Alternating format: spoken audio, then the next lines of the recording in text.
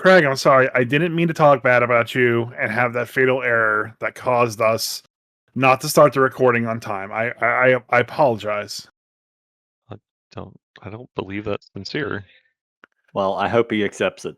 Otherwise, the AI is coming for you first. Well, that's Claude, and I don't care about Claude. Claude and Craig are buddies. Maybe, but I don't really care. I can take them both.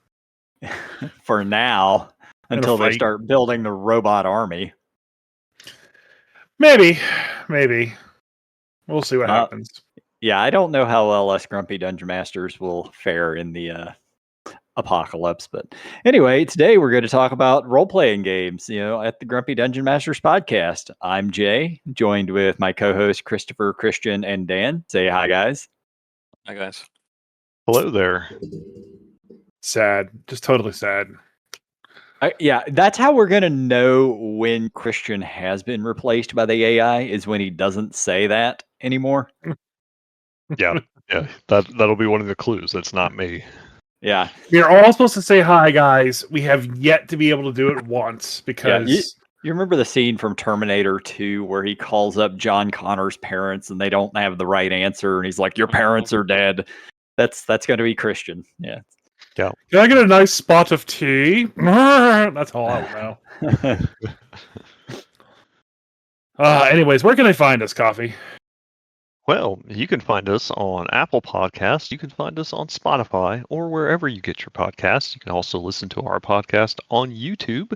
And you can find us streaming on Twitch TV, Grumpy Dungeon Masters, right now on Tuesday and Thursday nights around 9 p.m. Eastern Time. You can find us tackling Solasta, Crown of the Magister, the Steam Workshop mod that is a conversion of the Temple of Elemental Evil. And then on Saturday, you can find Grumpy DM Christopher running his 5e campaign, D&D campaign, Waterdeep or Worldborn Dead. Let's just talk about. Let's talk. As long as Solasta. everyone doesn't cancel because I got schoolwork to do. The final boss. Well, we didn't cancel Solasta, and yeah, that went. Oh man. You know what? That was fun. I love TPK because one person died. The cleric holding our only revivified scroll died, and it won't allow us to continue with a dead party member. That was great. Yeah, that's kind of weird. Yeah, and we died because our quote fighter was nowhere near the party when we opened the door. So I even said, "Hey, give me a minute. I have to unload some shit." And then you guys just went stomping off into another room. You split the party. No, I did not. No, you split the party. But we told you not to do that and to come on. I was over encumbered because people keep giving me gear. I'm a monk. I have 0 strength. You're a fighter. Yeah, I'm a monk. Tank means gear hauler. Right. Tank, you get to carry all the equipment for us. You have better strength than I do, and you gave me a piece of half plate, and it weighed me down. What kind of a fighter are you? You're the worst fighter ever. I don't even wear armor. I don't even wear clothes. She's just running around, all birthday suit shit, and she's fucking dodging all the attacks. Any armor on her will make it so she can't dodge. I thought you built your tank wrong. Yep, that's what I'm hearing. He built a Dex tank. Who does that? Yeah. Every barbarian that's ever existed ever. Most of them are strength based. Most of them are Dex, because that's how they get their AC. But strength is damage, so they're usually tied. Yeah. I disagree. Yeah, it's usually strength. They don't care about Dex. They don't care about getting hit. They just soak the hit. Yeah, strength, con, then Dex. And yeah, that's how that usually goes. I tend to find, at least in Adventures League, getting that I get a whole plethora of people.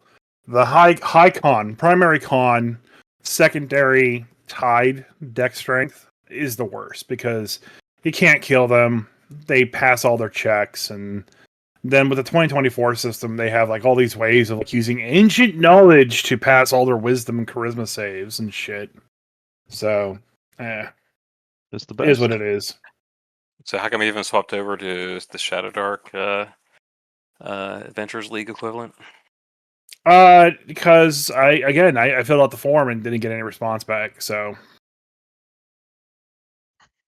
They need to work on that. Have you dropped into the incredibly active Arcane Library Discord group? I have not, no, because I'm busy doing other stuff. Like, Sure, like complaining about 2024 and how bad Adventures League is. Yeah, well, I did continue just to checking. run. I wanted to run the starter set because you guys, you. yeah. But do we want to talk about? Let's save the Solasta talking about for a little bit because we want to talk about Mega Dungeons later, and that actually gets to one of my answers. So. So going back to Adventures League, I did get a chance to play through Keep on the Borderlands, started the players off on that. I had 6 players, then it became 13 players, and then 2 decided to leave who were regulars because there's just too many people.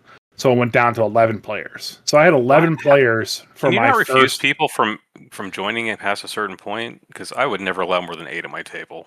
So I mean, Harry, you're I would looking love for more to. players. I would love to, but I feel bad. I feel bad when people make a chance to come out to the LGS. Yeah, and but sit then down you and need play. to feel bad for everybody because they're never going to get a turn because there's 13 freaking players. Yeah, nobody's having fun at that point.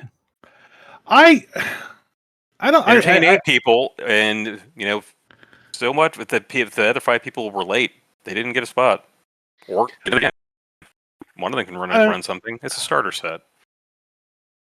I mean, fair enough, but I still ran it. I think it went fine. It tastes well. I'm kind of used to it by this point in time. It's level 1, so there wasn't like anything was crazy. But we did get a start, and we did get the people into the keep and start having them walk around, and like they'd split up, like 4 people to go one way, 4 would go the other. And I'll handle them in groups one at a time. They got a couple of the breadcrumbs to go out to the caves of chaos, and that there was an evil cult is about somewhere. No major encounters. They did have a road encounter, and that went relatively easy for them. I had one player when we were rolling up new players. I told everyone, "Hey, yeah, you could roll 46, drop the lowest to make your new character." Since I wasn't playing by Adventure League rules really anymore, I was just playing by the starter set, and that's how they suggest you do it in the starter set. I said, or if you're really baller, you could do 3d6 straight. And one of my players went, "You know what? Bet I'm doing that." So he rolled 3d6 straight for his character. He got a 9 was his lowest. Everything else was 12 or better. Wow. Right, I know, right?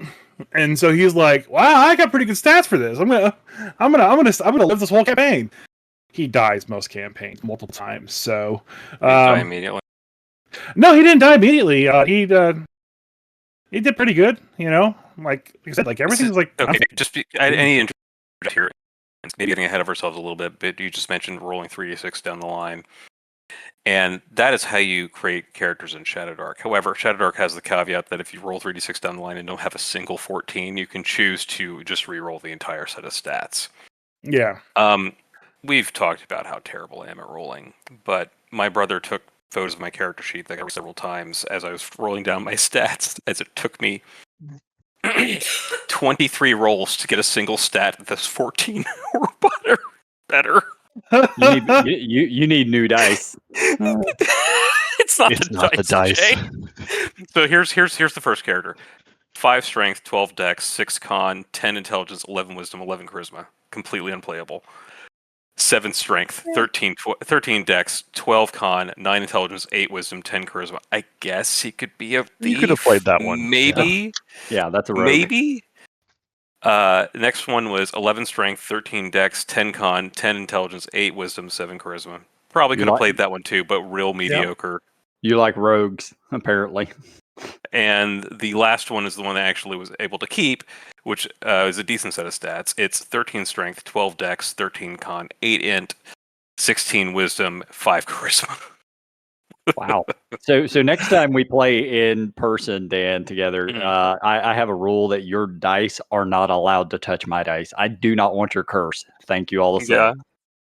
So our buddy Zach also had to roll. I think he got to like the 19th roll before he managed to get actually. No, let's see here. It would be since down the line.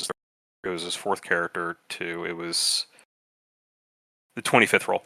The 23rd roll, I'm sorry. He ends up with a 6 strength, 11 dex, 4 con, 11 intelligence, 14 wisdom, and 6 charisma. Oh man, that's so 3 painful. stats, 6 and under. He's so He fragile. survived, though. He survived. He never got hit, I don't think. It's great He's gonna live because forever. he's gonna have a rough time getting hit points. Mm-hmm. 1 hit point every level. Yep, Yep. the bare minimum. He is a dwarf, though, and dwarves in Shadowdark get to roll with advantage on their whole But he's D6. still gonna apply that negative penalty to their roll. So Why? maybe he'll get lucky and I love how punishing Shadowdark is that you don't get the positive from your con when you level up for HP, but you do get the negative. So terrible. it's great. Ooh. Okay, anyway, I interrupted. Go ahead. Actually, I didn't think about the terrible stats. So I had them walk around, keeping the borderlands, and like I said, I gave them the breadcrumbs to go out and explore the wilderness and the caves some more. And being that there's 11 people there, they kind of just blew through most of the story encounters that were there with the different shops and peoples and whatnot. And not all were successful, but many of them were. And if I continue to get that many players, we're just going to burn through the whole adventure so fast. And I did kind of feel that if I wasn't pushing them to leave the city, that they would just aimlessly walk around the city and get everything done and then call it a day and never go anywhere. And I know we were having a discussion last week about, starter sets and what we liked and stuff like that. And it must just be me, but I think without a story for modern players to kind of hold on to, they're 9 times out of 10, I feel like they're not going to make a story for themselves. And this is something I've been thinking about quite a bit since we brought that up. And I remember I have that problem, and a lot of other people have that problem with the LARP too, where they'll come in and be like, hey, what's there for us to do? Nothing's happening. Nothing's doing anything. Why isn't plot entertaining us? They go to the field battles and nothing happens. And I don't know. I definitely think it's a generational thing. I think the new crop of players just don't have the same let's make the adventure ourselves kind of mentality. It's a learned behavior, though. It is because they have been spoon-fed this stuff, so they think that is how it's supposed to be. Right, yeah. I know. I agree. The way they've been taught.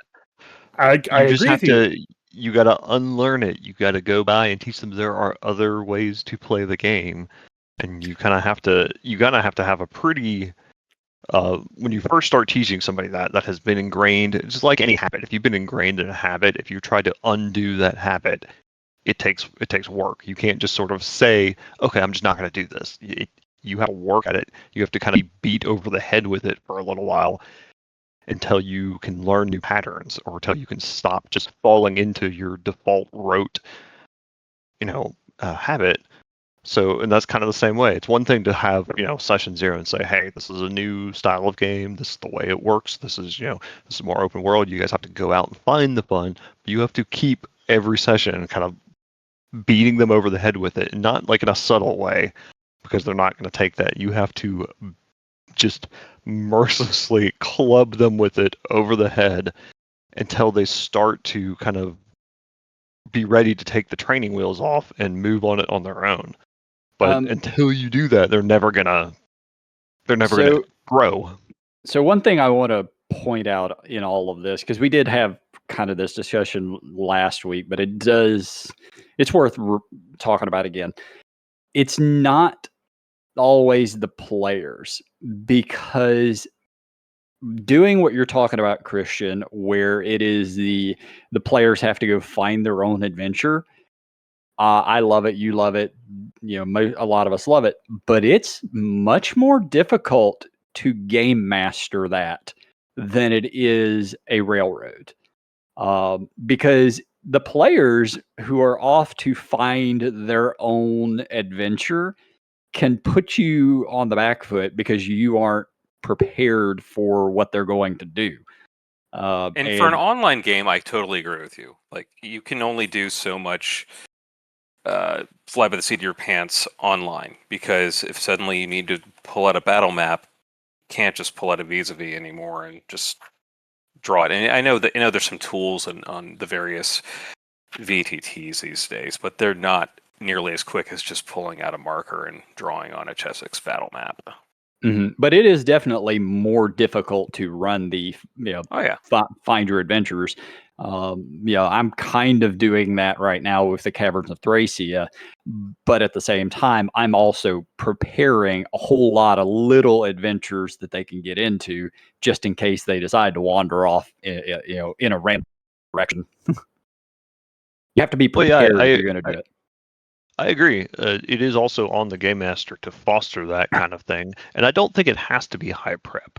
I do agree with Dan. It is much easier to do in person at a table than online, unless you're willing to play online in an environment where you're doing theater of the mind, or you're using kind of like a whiteboard kind of tool to just kind of draw stuff with markers and whiteboard for an unprepped thing.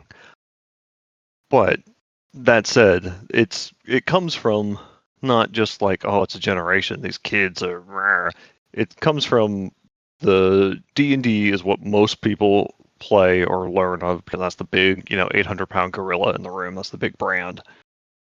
And all of the adventures, save maybe Curse of Strahd, have been very like, get on the cart and follow the cart to its conclusion. You're just following along that red line.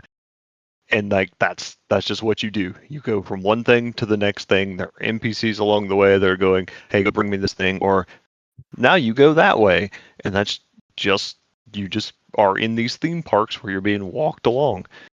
But that's all the adventures they've released, so there hasn't been a lot of opportunities if you're only running official stuff for you to learn any other way or see an example of any other way of doing it. So I'll say that in the olden days of AD&D, first and second edition, when you got an adventure, you got a 24 to 64 page book, like little leaflet, a pamphlet, really, that has a map, a couple of maps in it, maybe, and that was it. And what was great about these things is that if you were the style of DM that was all about improv and letting people kind of create their own adventure, you could basically populate the world with a bunch of official old school TSR D&D adventures that your party members can stumble upon. There's hooks at the very beginning of every single one of them that could be a rumor or something when they go to the next town they hear about, like, trolls been kidnapping people, there's something weird about it, bandits or something like that.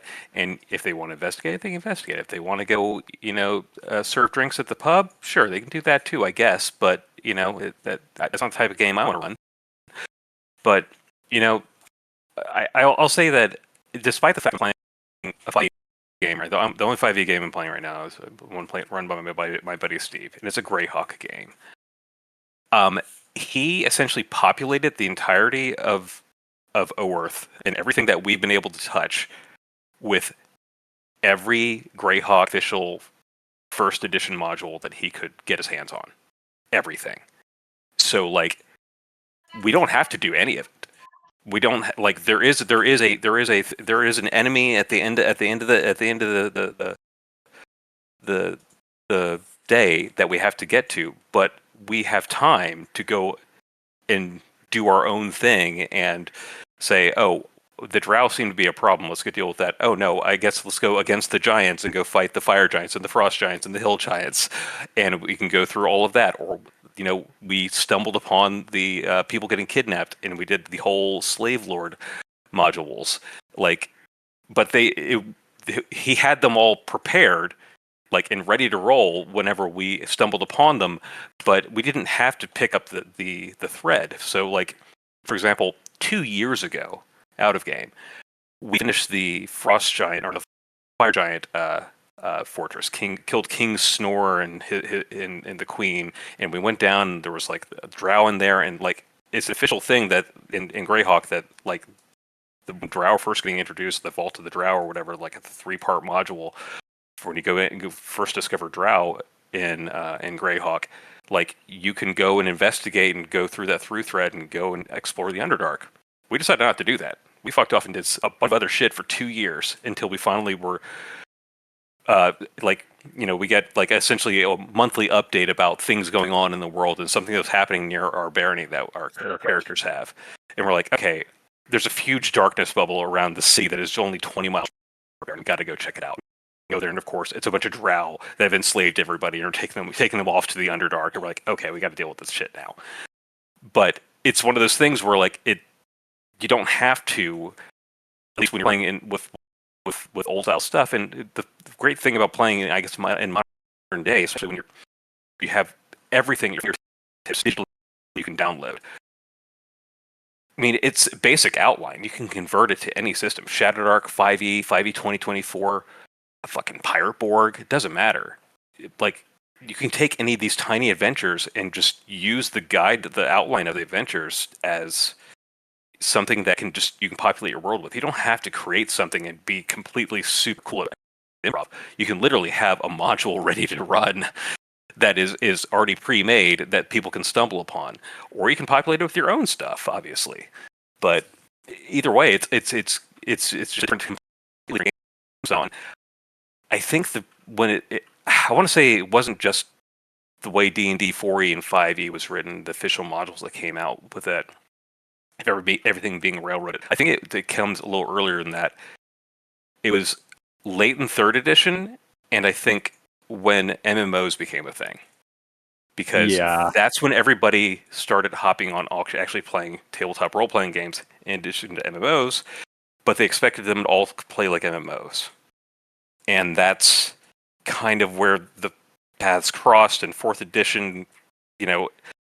Whenever I first picked up the book, I was like, why does this look like a spreadsheet of like abilities? Oh, it looks like an MMO character. Like, I'm building a character from MMO is what I'm doing, basically. So, and you know what? It got a whole lot more people to play tabletop role-playing games, so nobody really ever has trouble finding people to play. Obviously, because you don't, if you can't turn away people and you have 13 people at your table on game night. Yeah. So, like, I think a lot of it just comes down to, like, how the teams want to play and how the players want to play. And whereas I feel Phandelver was better with, okay, this is the through-line story, and there's everything else that can happen left and right of it, versus this one, which is like, there's no story, make up your own. Now, granted, the players did find something and gravitated towards that. One of the rumors on the back of one of the cards was. By the way, just that kind of be aside, the cards that they have set were like, okay, this is the baker. Her name is whatever, and on the back of the card, it kind of like has like what her stat block would be, where you can find that card, and the rumors that they have and what the personality is. Having all that really handy was very nice. So one of the rumors, I was able to give out all these rumors. One of the rumors is that they didn't have any cake at the tavern because it keeps getting stolen by goblins and bandits. So near the end of the session, when I had already given them the drops about the Caves of Chaos and the cult, and they were not interested in that at all. They just wanted to keep walking around town talking to people. They wouldn't even go back to the guide that initially said, hey, when you complete, when you meet like 3 or 4 people, come back and hang out with me. I'll give you a quest. I was going to send them off to the Caves of Chaos. They're like, let's go find the goblins that stole the cake. And I'm like, yeah, let's go do that. So that's what they're going to do. They're going to go find the goblins that stole the cake. And like, that's the Kristian's thing where like, they can make their own adventure. They found something. And I can make it just be the Caves of Chaos on my end. The illusion of choice just doesn't, is there, and all answers are Caves of Chaos, Yeah. But no, that's wrong. It's not supposed to be the illusion of choice, and kind of part of it is that's why you set your kind of thing, your ground at the beginning, and be like, you guys are adventurers. I'm not here to run a game, and tell the kind of game you're here to run. I'm not here to run a game about you running a tavern. I'm not here to run a game about you guys getting jobs at the local smithy. You are here to find a job, going out to fight monsters and go on an adventure. Go do that. You have a limit. You get to say I will give you a limited amount of time. Some people I've even seen do something like, I will set a timer here. You have 20 minutes in town. After that, go on an adventure. I don't think players nowadays see the job of adventurer as their profession. It's just is like, Destiny has called me to this thing, and Destiny will show me the right way to go and the thing to go. Like Wild Sheep Like Chase. like a Deus Ex Machina, like some sort of Well, dragon egg that you got to take from horde to horde, and then accidentally feed to a bag of devouring. That's the I'm gonna send the torch of my cabin at LARP until a plot member comes and personally invites me to come do something. yes, more to that regard. So like Wild Sheep Chase is considered to be one of the best non-official one-shot created. And it's a great intro module for teaching people how it works. And it starts with the players in a tavern sitting around when a sheep walks in with a note tied around its neck. Like that's how players are built nowadays. That's how all the fresh ones are built. They're built to look for what is that thing that's about to show up where we're going to make, history out of. And the gumshoe style, like I'm an adventurer, I have to go seek out and find the rights, find the wrongs to make them right, kind of thing. Like, I don't think people are built that way much anymore. And if they are, fine, great, do it. But that's just not the feeling I get. And like it goes to the LARP thing. Like, it's not a thing about being built; it's about being taught. It's something that players can be taught. But players don't want to be taught that. They just want the thing to start so they can participate and be done. And I get your point. 1,000%. I get your point. I really do. I just, with everything that I see nowadays, that's just what it is. They don't want to have to work to find the job. They just want the job. Yeah, I think that varies from table to table. I think it is much more common in the way you're talking about, Chris. But there are definitely still tables who do it the other way. No, yeah, I know that. I know it for sure. But that's why I said I don't know if this starter set is going to be cure. I hope it does bring people into an older style of gaming. But I think that's where Phandelver was the better starter set versus this one.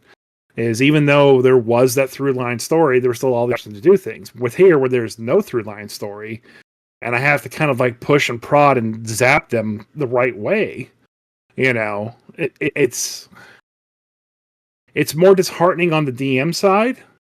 But at the end of the day, I think all the players had fun. They really enjoyed it. They all said they'd be back. So, I won't be able to have the integral, very tight-knit party that I wanted, and it's going to be a little bit more chaotic for a little bit. But, nonetheless, as long as the players are having fun, that's really all I'm there to do. Get more people together, have them make their own tables, and have fun. What you do when they show up and go on that cake adventure is you give them 3 strong hints of other things that are, behind this or other things to go do. And, like, hit them over the head with it so that they can go, oh man, this is a thing, or here's where a magic item is. Let's go do that. Well, the adventure is definitely not written that way.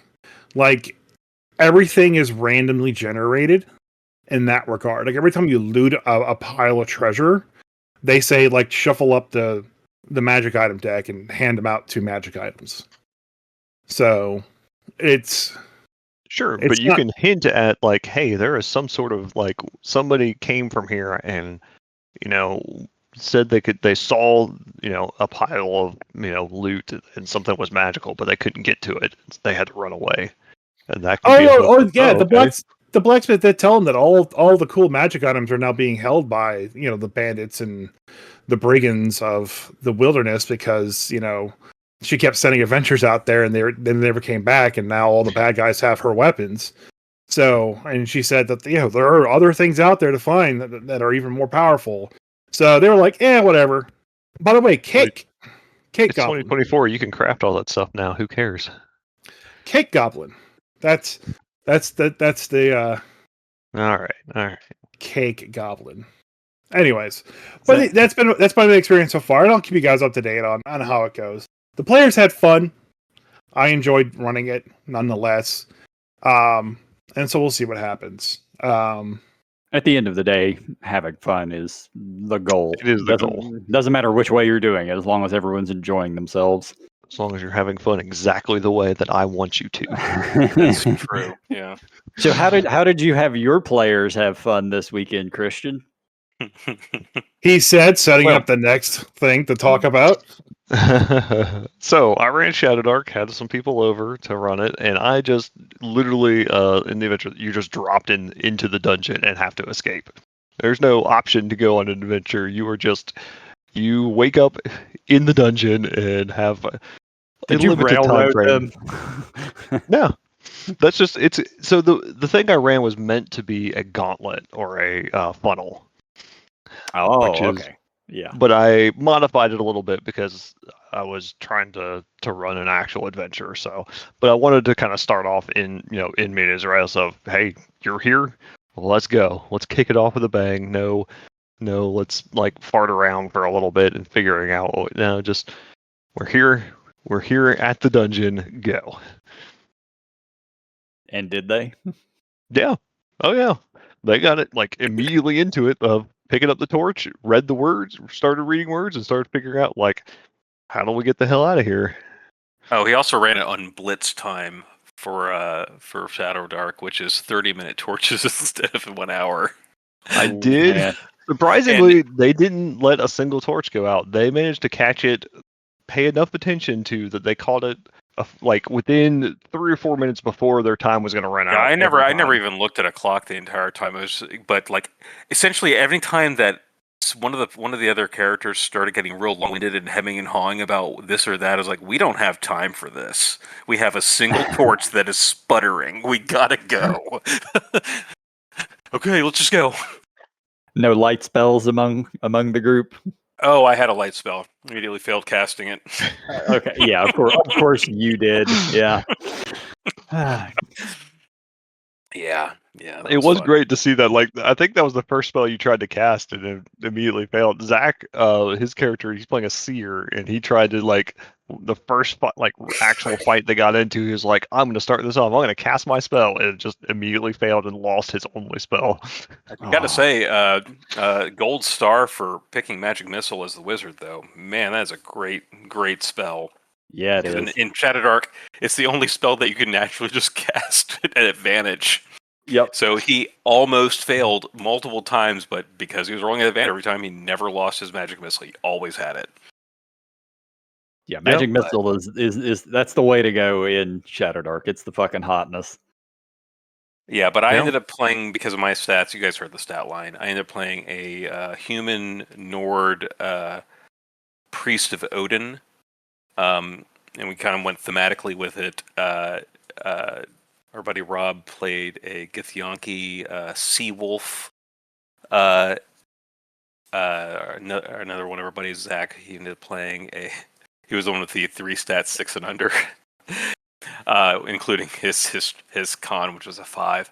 He ended up playing a dwarf seer, which is also from the same book of with the sea wolf and all the Nord stuff. Yep. Yeah, And my brother, of course, just rolled straight stats. Like, he's terrible at rolling d20s like I am, but for whatever reason, he's great at rolling stats. But he was the first one to roll stats, and he rolled like an 18 on his intelligence, I think. And I was like, are you kidding me? It's like you're playing the wizard. You're playing he the has wizard. a 17 end. Yeah. Yeah. But most of his other stats are pretty good too. Yeah. I don't think he has anything below 10. Like, Yeah. Or if there's, it's like one thing, it's like a strength or something. But yeah, so that's where he's playing an elf wizard. So, but we we struggle bust through that thing. Still made it out with a couple of torches left because we managed to like basically search the entire dungeon, and nobody died. I got down to 1 hit point twice, which wasn't And- hard. I only had 4 to start. And you're doing Planescape, right? Mhm. I am. Yeah. Yeah. So yeah, it'll be interesting to talk about this over the coming months because you're converting a 2nd edition D&D setting into Shadowdark, and we know it's very possible, but Yeah. like just as an example, like the Githyanki stats, what did you come up with, or how did you? They're actually pretty good. Good. So I just kind of looked around at different Githyanki kind of bonuses and benefits and stuff that they had over the course from, first edition all the way through fifth edition. Kind of looked at kind of the through threads, and I was like, well, because Shadowdark is pretty simple for like each ancestry, you just get kind of one thing. Mm-hmm. Yep. And that's your thing. So I give Githyanki being a martial. They've got, some of the psychic stuff going on, but they are a very martial, warrior kind of ethos people.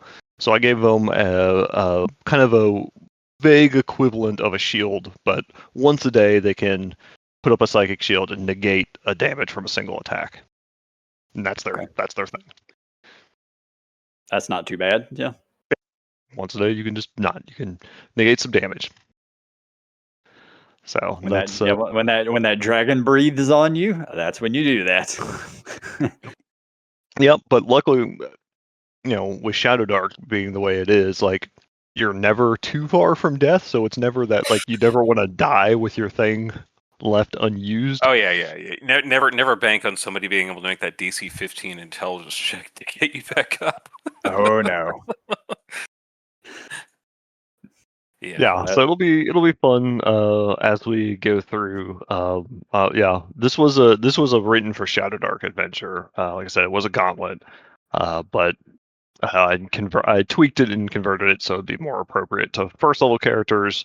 Gave some stats to deal with first level characters and just toned down some of the death trappy nature of a gauntlet where it's kind of supposed to kill off a bunch of 0 level characters. Yep. So I think it went pretty well. They cleared the whole thing. I mean, they found puzzles and found an optional puzzle for a pretty sweet magic item, and I used said sweet magic item to splatter a giant gelatinous pea-looking thing. Yeah, you got slimed.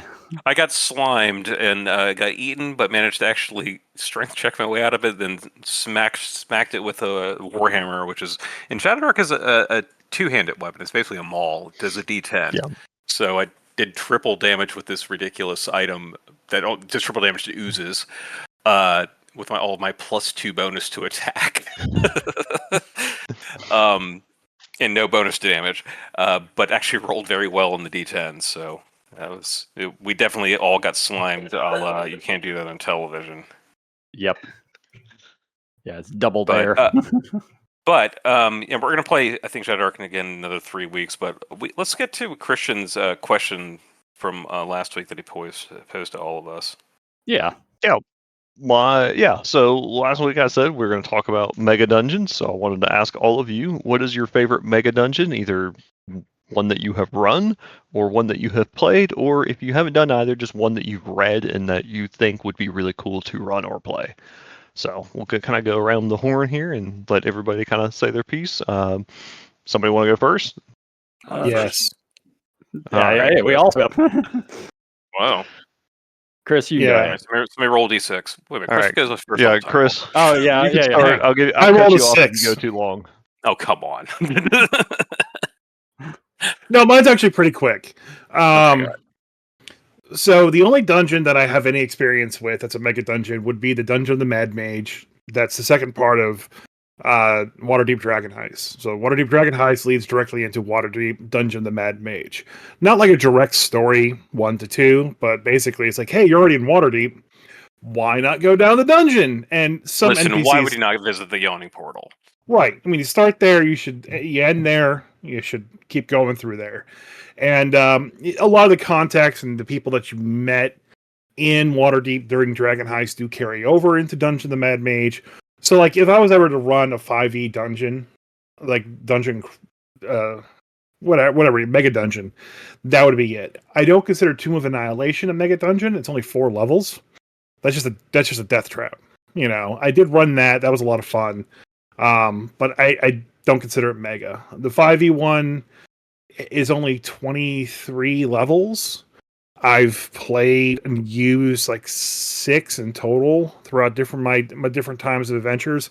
Kind of like hey, you have to go to this level of the Dungeon of the Mage and get the MacGuffin from here.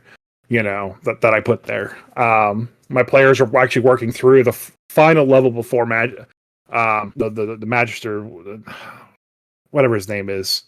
Alistair? Yeah, Hallister is at the bottom, right below them. So that's the only like mega dungeon that I've had personal experience with. The one I want to run though is a Temple of Elemental Evil. I got the book from Goodman Games. Goodman Games, right? Yeah. Yeah. I have it sitting on my shelf. I've always wanted to run through and play it.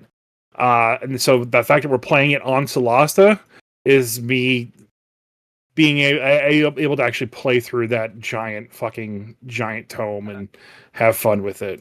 So the Solasta mod is quite good. I did play through that Yeah. by myself, I think a year or two ago, and I have actually played Temple of Elemental Evil probably from level 1 through level 6, something like that. I never finished it, unfortunately. We played it in 8080 first edition, but it wasn't actually that long ago. It was probably 15 years ago. My brother ran it, but he'd been sitting on it since we knew we were kids. He's like, "Hey, let's play this," and played with some friends. But life got in the way, like it does. Never finished it. So it was nice to actually have the closure, finishing it on Solasta. So I'm looking forward to it. I think it's going to be a lot of fun. But mega dungeons they're hard to go through. They take a lot of time, and with how hard it is to kind of grab people and get them down at the table nowadays, given our advanced ages. Speak for yourself, bro. Yeah, I guess I should have started this off by kind of defining what a mega dungeon is, and I kind of used Matt Finch's kind of, and I'm going to paraphrase him. Matt Finch is the guy behind Swords and Wizardry and Osric, and is essentially it is a large complex of usually underground, but it can be anything of enclosed rooms where you can spend an entire campaign, multiple sessions, delving through theirs, where there is risk going in and risk coming back out of how much you can go. It's a changeable environment, and there can be a story, though that is optional, and there can be a kind of final boss encounter, but again, this is an optional thing. There doesn't have to be either one of those. It's just a place that is in the world where you can spend a whole game delving into for treasure and seeking to just explore and map what is there and see how much you can get out of it. Yep.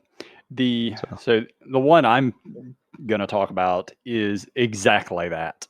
Can before we leave Chris and his Undermountain, I just wanted to chime in on that real quick. So I ran in Pathfinder. I ran and converted the D&D 3.5 version of Expedition to Undermountain, and I ran that for 3 years, Kristian, something like that. 2 years? Something like 3 years, I think, that we played through that. But I didn't just use what was in the third edition book, because the third edition book I think had 9 levels plus a dozen sub levels or something like that. But I also had, of course, the Ruins of Undermountain original mega dungeon from second edition that I just kind of, if I wanted to, used part of it. But I really loved that. If you look find a PDF of the Expedition Undermountain, there's a cut through section Undermountain profile below the awning portal of basically where everything is. And then, of course, once you get to a certain level, there's the shaft that runs through all the different levels. So you can just basically go almost all the way to the bottom of Undermountain on a elevator, which my PCs definitely found, which I had a great time with. But I think I think a lot of people end up in Undermountain because it is always just a promising thing, and you couldn't go into a game shop in the 90s and not have somebody running a table that's running shit from Undermountain, because it was such a popular adventure in Mega Dungeon at the time, because it's just one of those things where you could easily just drop in at any given time with any given PC and possibly get killed in Undermountain.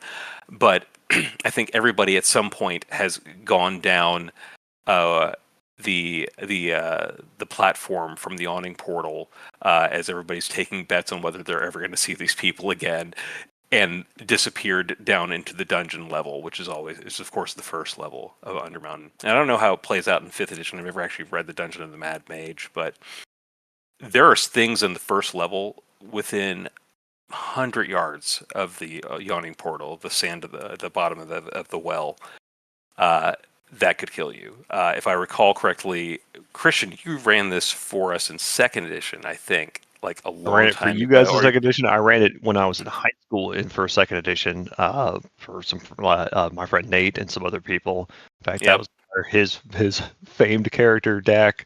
Dak the Barbarian, yep.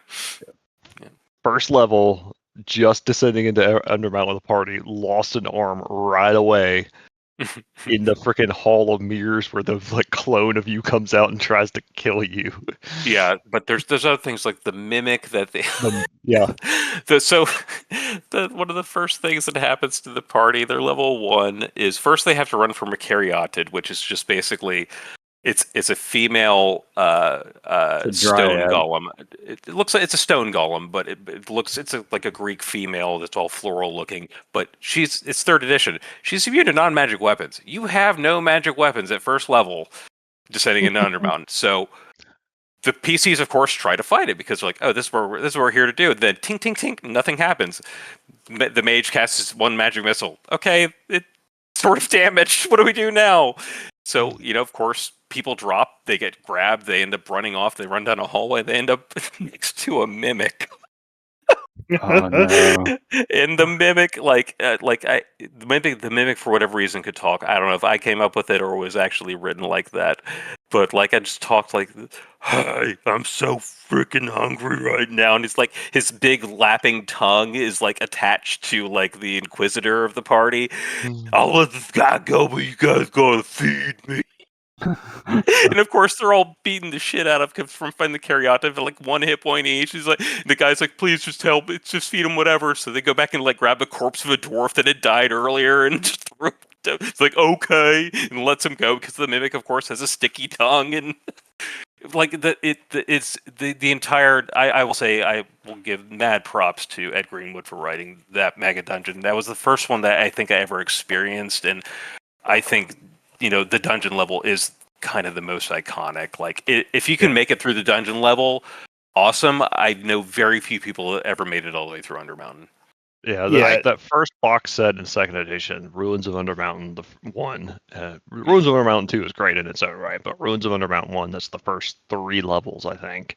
Yeah. And just when you pull out those 2nd edition fold-out poster maps and it's a giant fold-out map, and that whole thing is just a dungeon level. It is still one of my favorite map things to pull out. It's amazing.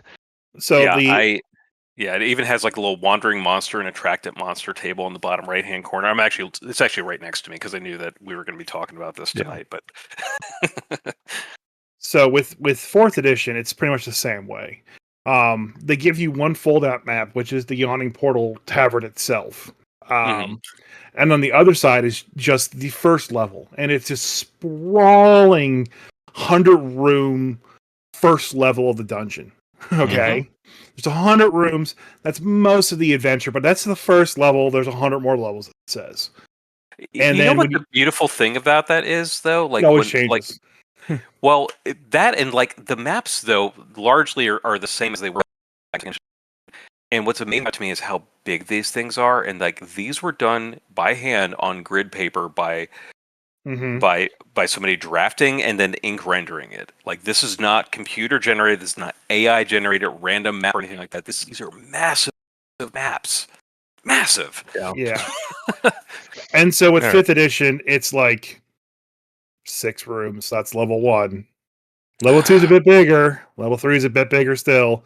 The level that I'm running now is three levels in and of itself, but with a central chamber and then 2 anti-chambers on each side.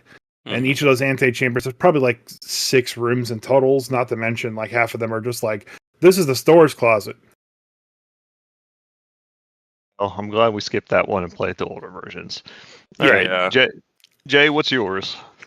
Okay, so my first introduction to Mega Dungeons would have been after I've been playing D&D for maybe a year. I was playing with some friends in high school, and one of our teachers actually also played D&D, my English teacher. So he introduced us to a Mega Dungeon that he had. We didn't get to play it, but he showed us the binder that he had. This is one he had created on his fucking own. And I don't know exactly how many levels it was, but it was probably 50 or more. And it was just a huge fucking binder of maps and notes. And you know that he had been making that since he was a kid.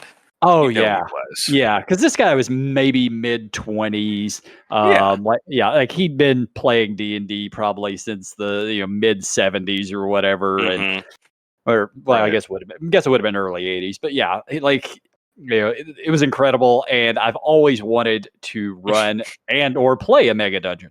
I have still never run Aw, or Jay. played a Mega Dungeon, but I am currently in the process of running the Caverns of Thracia.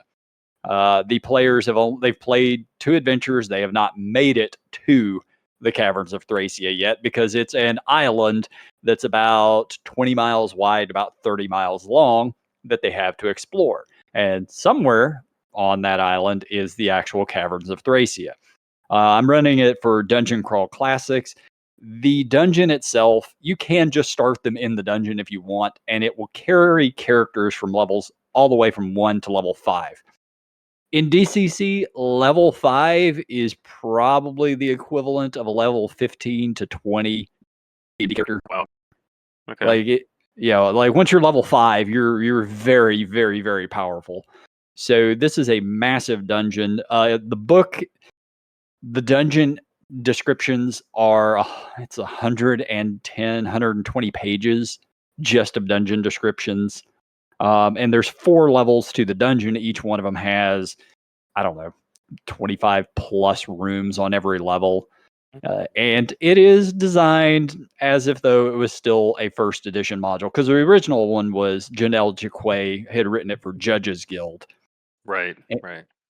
And it's exactly what you would expect. Like, there is shit in there that will absolutely just kill your fucking character. Yep. But I really, when this Kickstarter came out, immediately it appealed to me because I have a thing for running campaigns of lost empires. I've been doing it for a long time, where every game I run, if it's my own setting, there's some previous empire that used to stand 1,000, 2,000 years ago, and my players get to kind of explore that. And that's exactly what the Caverns of Thracia is. There was a previous empire that was here, and it fell at some point for who knows what reasons. And now they get to go try to find it and gather the riches or die. And when I set this thing up, I made it very specific. Hey guys, you were just here to try to get rich. Like that. That's your fucking goal. You guys came from a shitty place and you have an opportunity to make yourselves fucking wealthy. So go for it.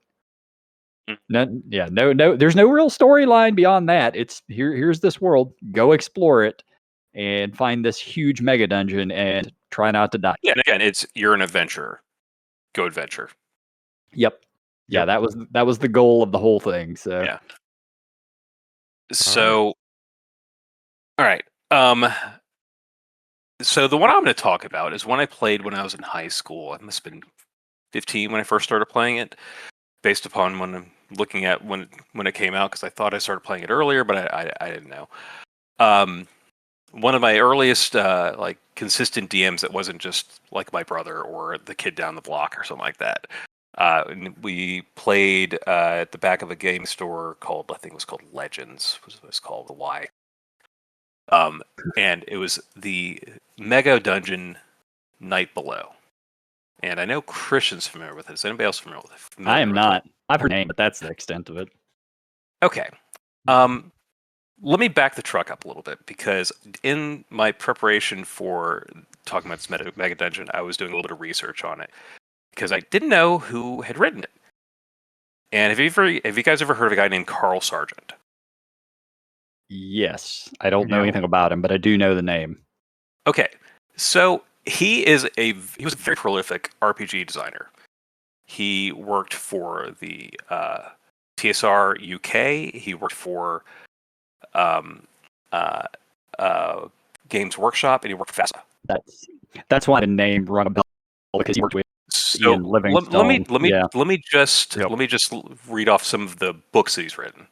For Shadowrun, Streets of Blood, Nosferatu, Shroud of Madness, Black Madonna. He did several articles in Dragon, in Dungeon. He did a number of Greyhawk adventures for TSR, including From the Ashes, which is basically the rebuilding of Greyhawk after first edition, whenever they burned down Gary Gygax's Greyhawk, and then made second edition Greyhawk. They have Paranormal Animals of Europe for Shadowrun, The Marklands for Greyhawk, for Fairy Queen and Country for Amazing Engine, Sea of Skulls for Greyhawk. Like, he just bounces back between Shadowrun and Greyhawk. But then he was also night owling, because this guy didn't get enough time writing just for FASA and for TSR. He was also night owling for Games Workshop under the pen of Keith Martin, where he was writing essentially, the Rose Estes Endless Adventure books. Mm-hmm. So he wrote a series of books for basically in the Warhammer universe, starting in 1988, 1995. He wrote 7 of them, which are essentially the same sort of choose your own adventure type of books, called Stealer of Souls, Vault of the Vampire, Masters of Chaos, Tower of Destruction, Island of the Undead, Night Dragon, Revenge of the Vampire. So I say all this because dude's got quite the effing resume, right? For the 80s and 90s. Like, he worked for the biggest game companies at that time period. End of story.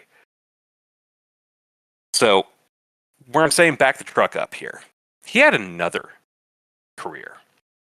Do you guys remember the very beginning of Ghostbusters, when Venkman, character played by Bill Murray, is testing for ESP at Columbia?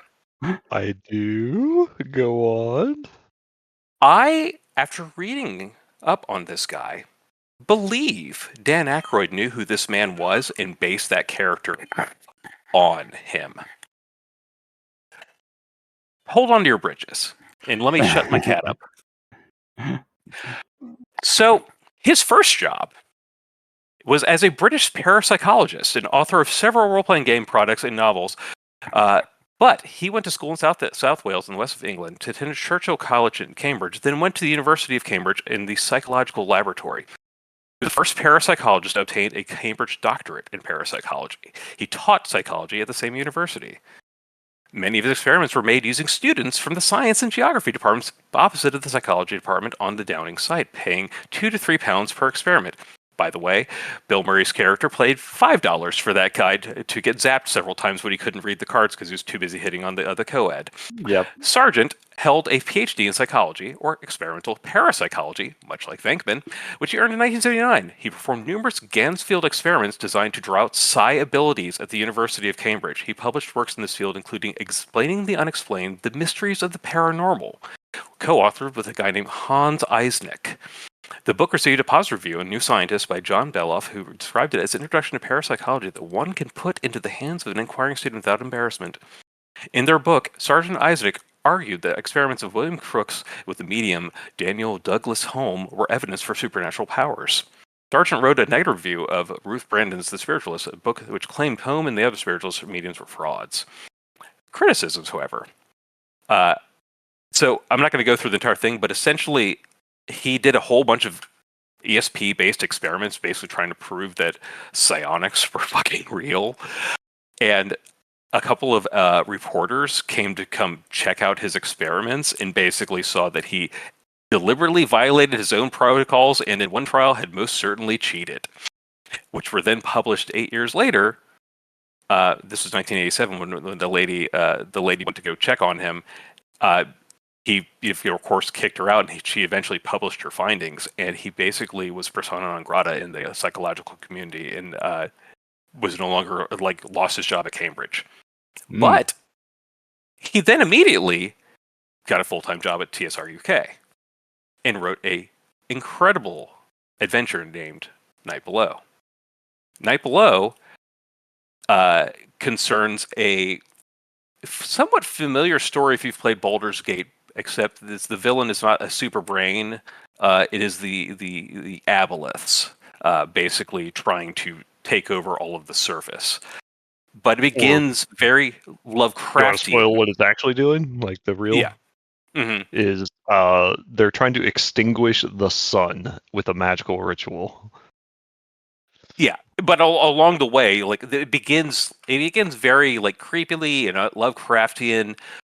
There's a ton of shit that now makes a whole lot more sense after reading up on this guy's background, because the guy is just full on, just like putting anything that's psionic or psychologically dominated, like it's in here. You got Aboleth, you got fucking Ixtila, Chittil, whatever the hell the manta rays that they're with psionics, Kuatoa, you've got Snurfneblin, you've got Darrow, you've got fucking Illithid all up in here. Like, they're all here, and they're all in this adventure. But the adventure is actually really, really well written and really creepy, and you do not find out what the fuck is going on until way far into the fucking adventure. Like, you think it's like a death cult kidnapping people and sacrificing them, and then you find out, no, they're just like kidnapping mages and priests, and they actually need them to power a ritual to make this fucking tower of domination, and just like, it's just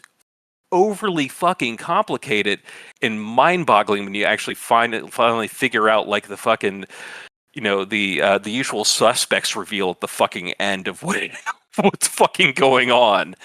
But the actual dungeon itself is like there's dungeon crawls in the Underdark.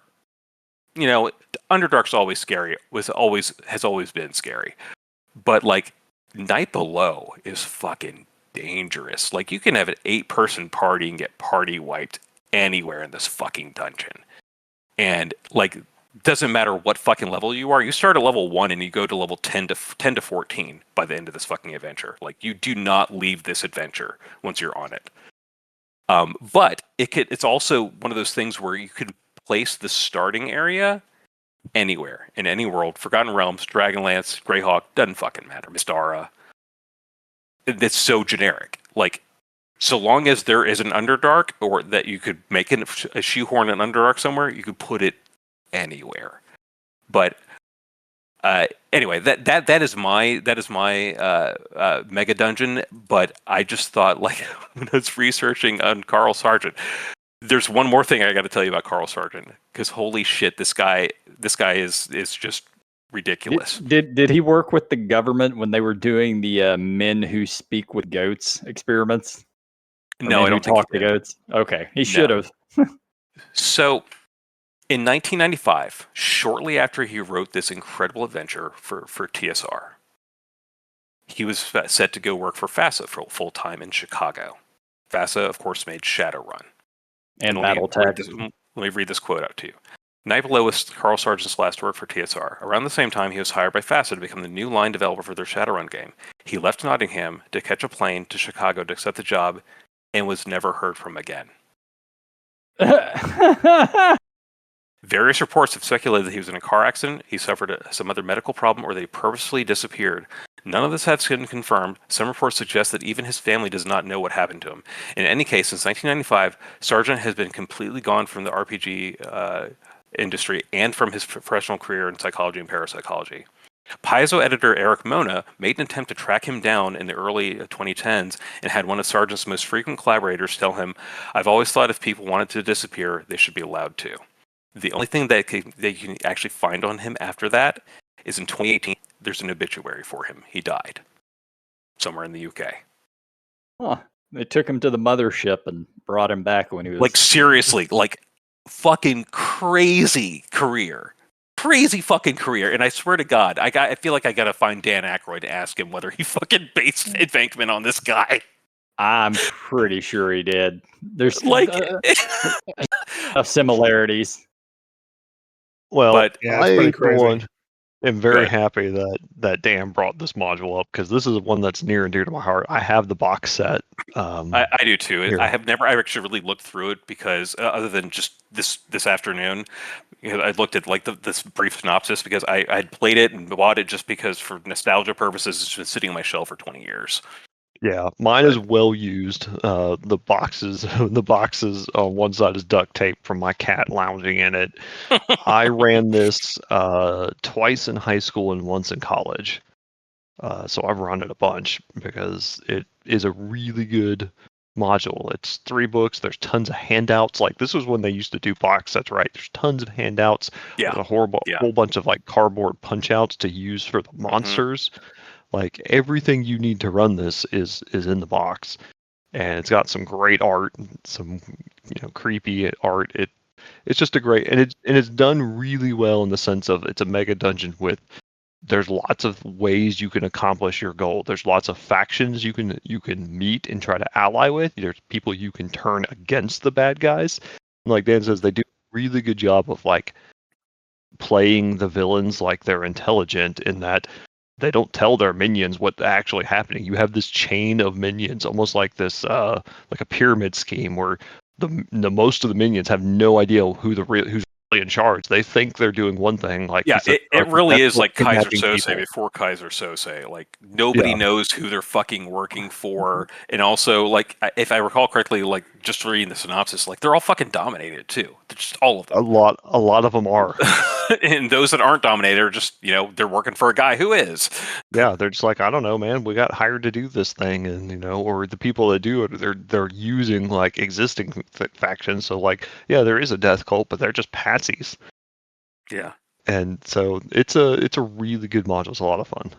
The CIA, man. It's a lot of fun. Well, MI6 probably because it's from Nottingham. Yeah. So yeah. but seriously, like it. I don't know. I mean, to be honest, like, mad fucking props to this guy. I'm not sure psionics would be such a big fucking thing in popular culture if it wasn't for this guy. I mean, like, looking up his resume and his bio, and there's even, like, a fucking picture of the guy. Like, the scene from fucking Ghostbusters is, like, literally, there's a picture of the guy in a fucking, like, 19-year-old fucking college student, and he's, like, looking at cards and shit, doing the same test that Vankeman is doing.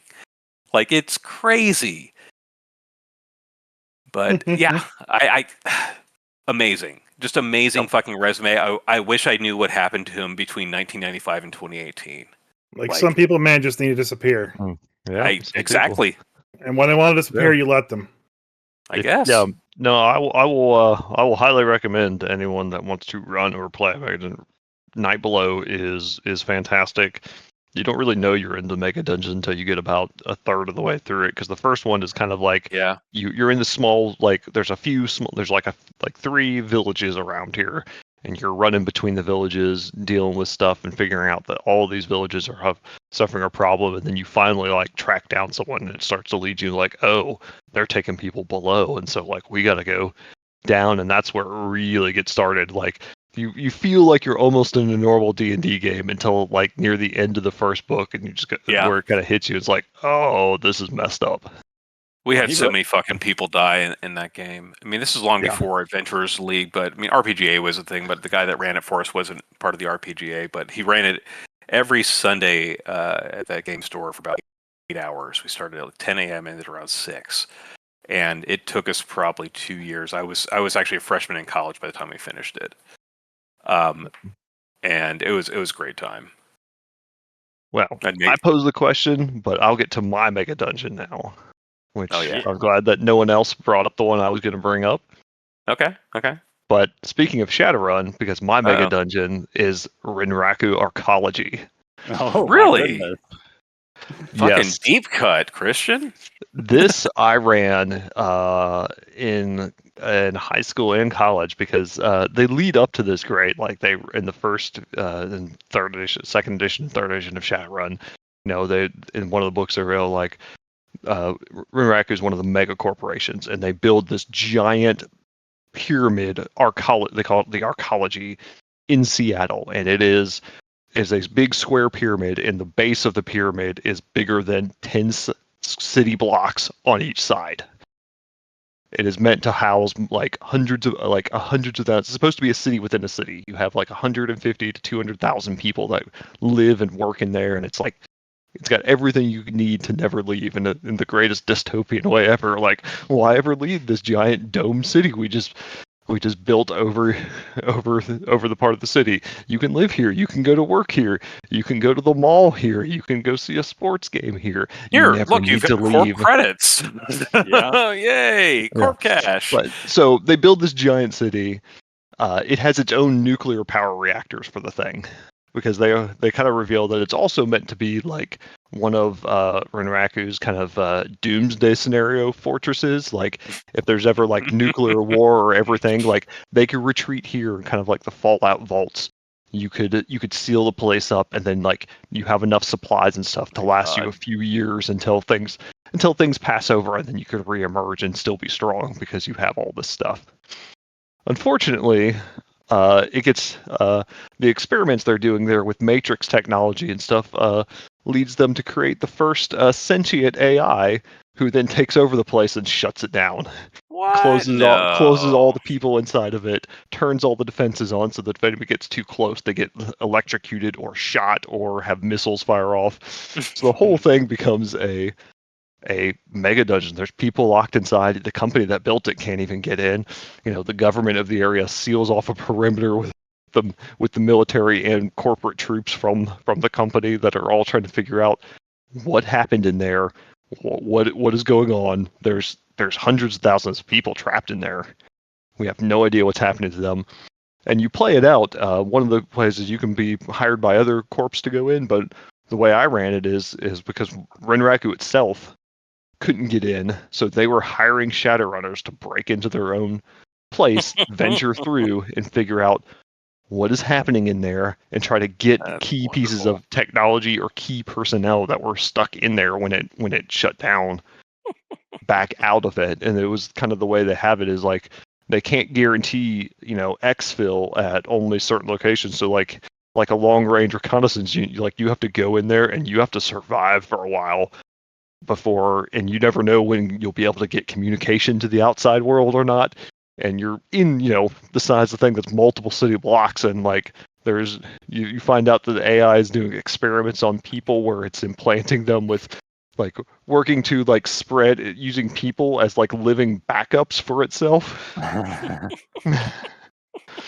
In case they ever managed to get in and shut the power or anything, it would have a back of itself written in all the survivors, which is consequently how later on it resurrects itself, because it does in fact do that. But yeah, so the whole thing is you're running to this giant complex. It's hundreds of stories tall.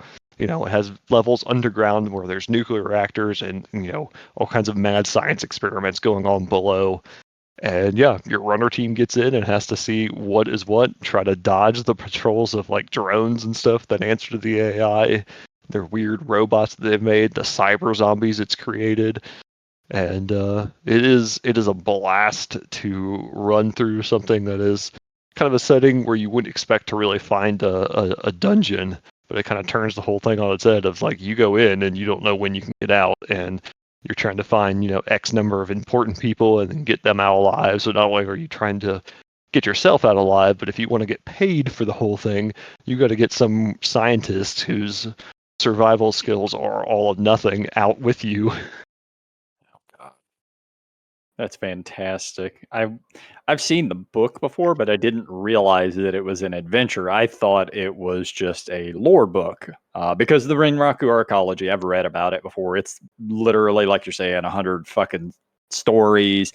Each one is, some of it's living quarters and some of it's shopping. And then, certain levels, maybe like level 60 through 70 is their science divisions, levels 80, 80 through 90 is their AI divisions. And yeah, it is it's a fantastic book. There's several books that detail stuff of it. The big one is for third edition, it's Renraku Arcology Shutdown, but they have a few others that detail stuff that's going on and ways that you can use it in your game. Yeah, the Seattle source book is where I was reading about it at. That's the one that breaks down what's kind of on most of the levels. Yeah. Mm-hmm.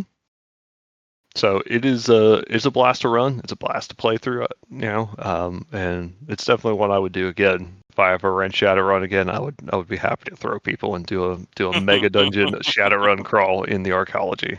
Hell yeah. I love it. That's cool. Well, speaking of rogue AI that's taking over the world. Uh-oh. Yeah. Did you go rogue? No. Have you guys been keeping any knowledge up on Incarnate 2.0? No, I still have my Incarnate account. I keep forgetting to cancel it. You probably don't anymore. No, well, I paid for it a few months ago. It just recycles every year, so. Yeah, So- I also meant to cancel it. Thanks for the reminder. Well, you might want to cancel it because there is currently a mass exodus of Incarnate users over new AI policies with the launch of Incarnate 2.0. However, Incarnate leadership has recognized this and their concerns, and there is now a pin post on the Incarnate sub on Reddit where the CEO and founder comes forward and talks about all the changes that's coming in with Incarnate 2.0. So, first, the pricing. The pricing will increase with the 2.0 launch. I personally don't see any issue with this. Things get more expensive. They're very popular now. They're very big now. So, their small team is now a large team, server space, yada, yada, yada. And new technologies are coming along with Incarnate 2.0. Founding members who currently have a subscription, will have a discounted subscription membership. Going forward, any new memberships will be subject to the new pricing. They have a new brush system, new custom layers, new scene stamps, new auto-saving features. And there's stretch goals for how they're going to release stuff and how they're going to move forward. Overall, a lot of positive changes. There's also going to be the Incarnate Marketplace. So the Incarnate Marketplace is going to be a place where people can browse and purchase third-party Incarnate-compatible art from a variety of artists. Potentially sell your own art on the platform, and maps will also be purchasable / sellable on the marketplace. I think that's a great idea. I use a lot of assets off of Roll20. So I think just having a different marketplace for me to get stuff from would be great. I don't see an issue with that. Mm-hmm. However, they were going to allow AI artists to put their art up on the platform. And that has caused a lot of issues with a lot of people.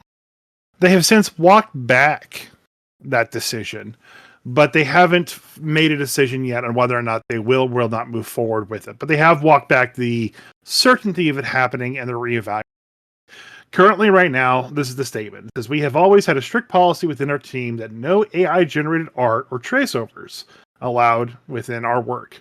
Everything we make is hand-rendered by the team of highly talented artists. For the marketplace, they're now weighing two options and want the feedback. A strict ban on all monetized AI-generated art, modified or otherwise, or allowing AI-generated art with a clear labeling and filtering system, and an opt-in system where users can choose to see this art in the marketplace. So they're backing up a little bit, and they're leaving it to the general audience, the general users of the Incarnate world on whether or not they're going to allow it or not. So I wanted to get your guys' opinions on whether or not you'd buy AI art from the Incarnate Marketplace or not.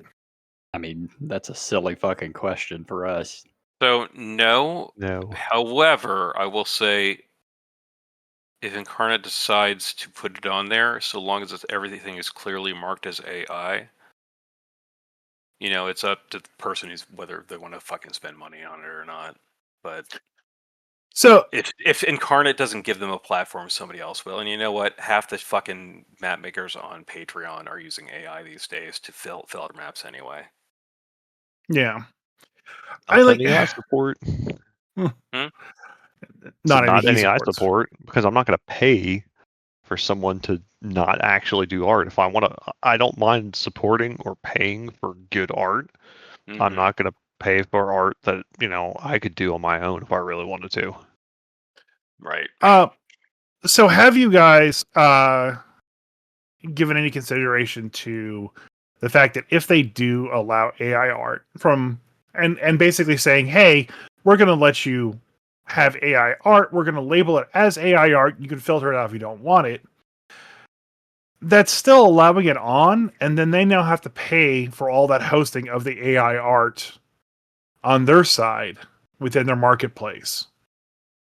I feel like you're going to have a lot of dead just like weight on your system and a lot of more shit you're going to have to categorize and forward and placate as you know. Let me answer that question for you there, Chris. AI will do it for them. No, but storage, he's right, that storage isn't free, and at certain scales it is cheap, but if this is, I don't know what the kind of scale this company operates at off of, but at a certain point, like if you can just toss AI art on there, people can churn out AI art probably faster than they can store it. And I don't think they're going to like run out of storage, but their storage costs may ramp up significantly, which they're not going to pay it. They're going to pass the cost off onto the user so that even if you're not buying AI art, you're going to end up paying for it in that your prices for using the platform are going to increase because their costs increase. So yeah, they have infinite storage. It just is going to cost a dime. I mean, they're going to it's going to exist on the cloud, so their marketplace is going to run off the cloud, whether it be Azure, AWS, who knows, and they're just going to have an infinite capacity of storage space, and we're just going to eat the cost of it, And it's just there's going to be a time where this is all just going to implode on us with this amount of data we have sitting in these Amazon servers out in Oregon, just like churning out just tons and tons and tons of heat just to keep these hard drives full of just dipshit AI stuff.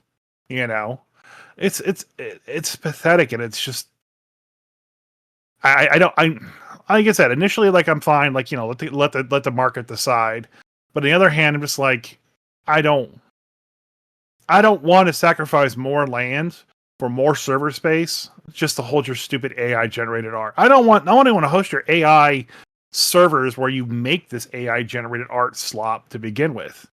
Here's the thing though, whether you give a shit or not, what's going to happen is it's still going to happen. Maybe. Yep. It absolutely will, because big money sees more money in that. So it's going to continue happening again and again and again and again.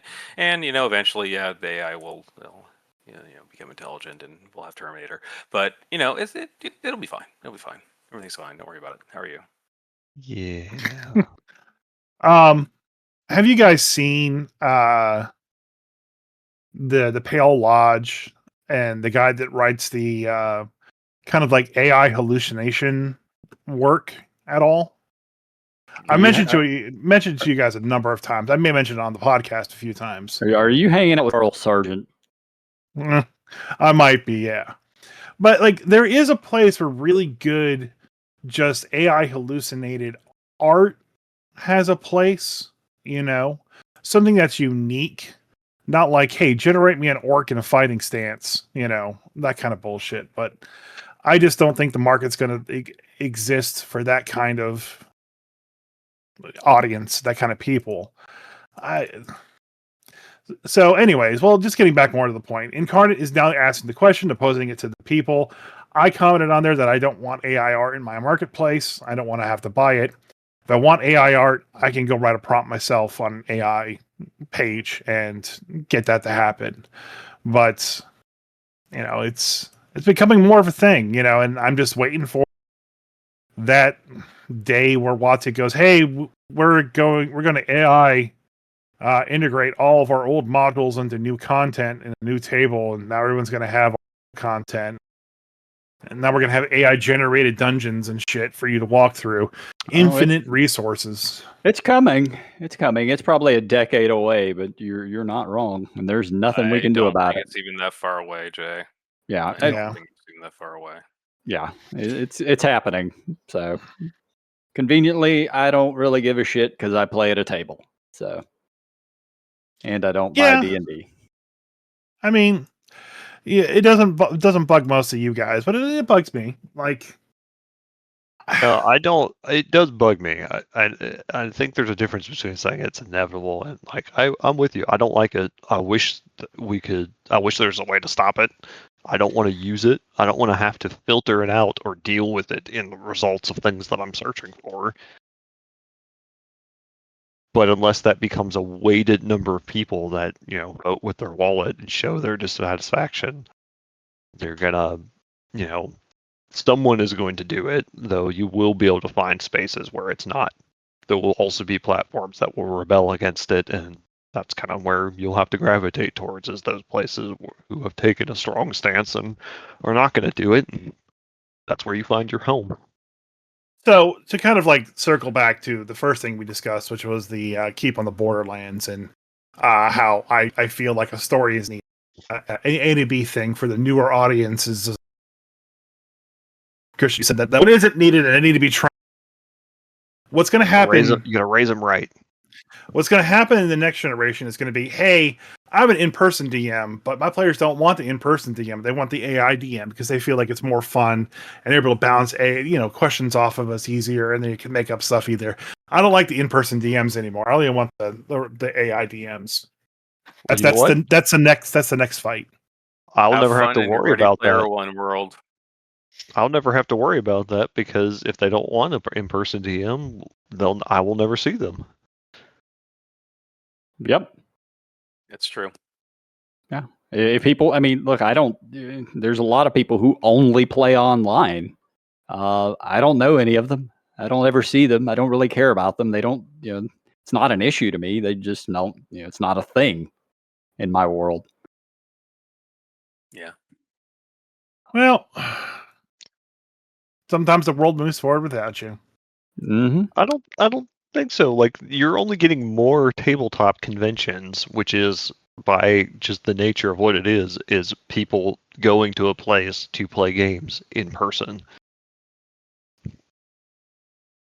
Yeah, very much so. Like board gaming, tabletopping, like they are in-person things. It's not that you can't do them online, but people do it for the sense of community. Yeah. Yeah. Do you remember the taxi driver from Total Recall? Vaguely.